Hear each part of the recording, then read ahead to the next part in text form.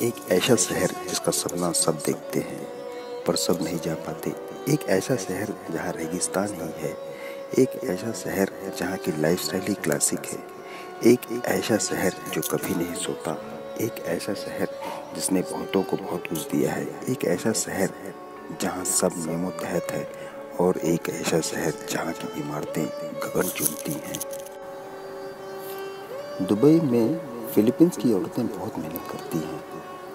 Dubai में taxi चलाती हैं, अपने परिवार से दूर आकर अकेली यहाँ कमाने आती हैं ताकि उनके परिवार खुश रहें। दुबई में हर देश के लोग हैं। यहाँ एक ही कमरे में भारत, पाकिस्तान, नेपाल, बांग्लादेश सब मिलकर रहते हैं।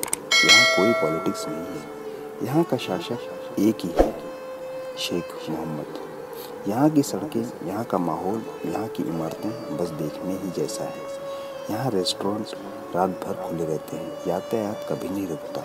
यहाँ रेगिस्तान होने के बावजूद पानी की कमी नहीं रहती। पीने के पानी से सस्ता यहाँ पेट्रोल है। सोचकर आश्चर्य हो रहा है ना, लेकिन यही हकीकत है। यहाँ दरिया के नीचे मेट्रो चलती है, ये भी आश्चर्य वाली बात है। आपको यहाँ बगीचे हरे भरे दिखेंगे, वो भी रेगिस्तान वाले शहर में। साफ सुथरा शहर है ये, यहाँ सब कानून से चलते हैं। दुबई का नाम सुनकर लोगों की आंखें चकाचौंध हो जाती हैं। अगर आपके मोहल्ले में कोई दुबई रहता हो तो बस लोग ये मान लेते हैं कि बस पैसों का पेड़ इनके घर में ही है।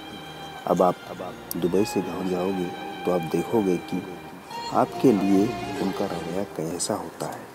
जैसे कि जब आप वहीं रहते थे, जब आप दुबई नहीं आई थी, घर में कोई काम हो रहा हो या खेती का ही काम हो रहा हो तो बड़े लोग चिल्ला के कहते थे, काव खड़ा है ससुर, लखत है बस, इनाय की काम करवा ली।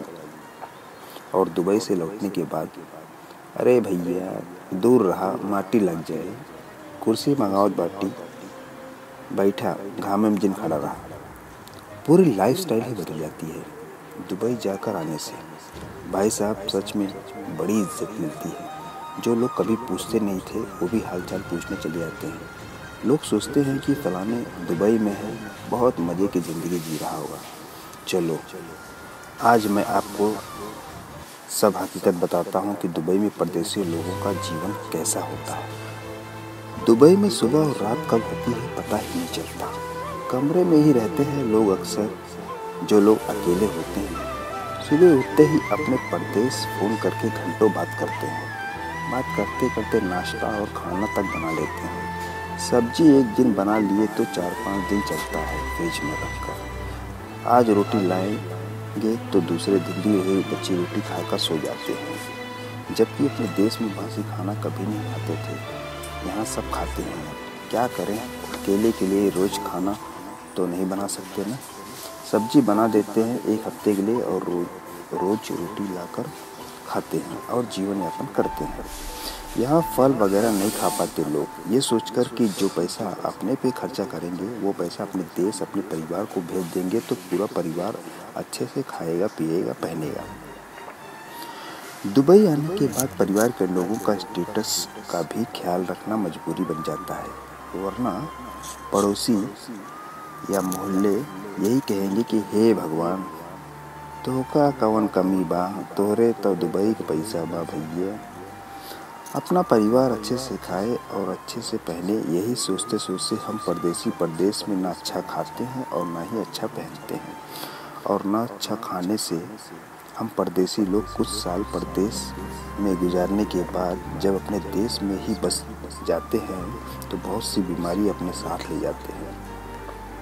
हम परदेसी पूरी ज़िंदगी अपने लिए न जीकर अपने बाल बच्चों और परिवार के लिए जी तोड़ मेहनत करते हैं। खुद की परेशानी छुपाकर फ़ोन आने पर हाँ हम ठीक हैं बोल देते हैं और अपना दुख छुपा लेते हैं ताकि परिवार को दुख ना हो। चाहे बुखार हो, चाहे सर दर्द हो, चाहे कमर दर्द हो, चाहे बदन दर्द हो, काम नहीं छोड़ते। साल में 30 दिन की छुट्टी मिलती है तो अपने देश जाने को व्याकुल रहते हैं। जैसे जैसे दिन नज़दीक आता है घर वालों के लिए खरीदारी करने लगते हैं।